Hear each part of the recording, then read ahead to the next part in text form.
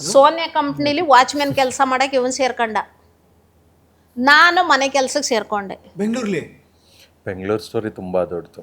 ತುಂಬಾ ಅದಕ್ಕೆ ಕೇಳಿದ್ರು ನನಗೆ ತಡ್ಕೊಳಕ್ಕೂ ಆಗಲ್ಲ. ತುಂಬಾ ನೋವು ಅನುಭವಿಸಿರುವಂಥದ್ದು ಅದು. She couldn't control. ತುಂಬ ಅಂದರೆ ತುಂಬ. ಅಂದರೆ ನಮಗೆ ಆಲ್ಮೋಸ್ಟ್ 6 ತಿಂಗಳು ಮನೆ ಇರಲಿಲ್ಲ ಬೆಂಗಳೂರಿನಲ್ಲಿ. ಎಲ್ಲಿದ್ರಿ? ರೋಡ್. ರೋಡಾ? ಎಸ್.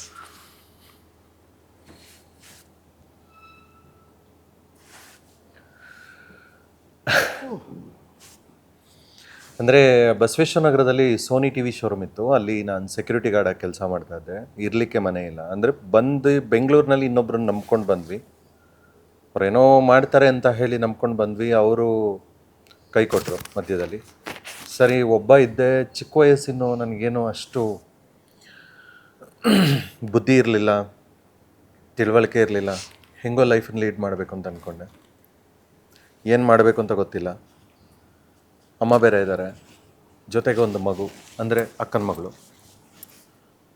ಏನು ಮಾಡಬೇಕು ಗೊತ್ತಾಗ್ತಿಲ್ಲ, ಹೆಂಗೆ ಮಾಡಬೇಕು ಗೊತ್ತಾಗ್ತಿಲ್ಲ. ಯಾರಂದರೆ ಯಾರೂ ಇಲ್ಲ.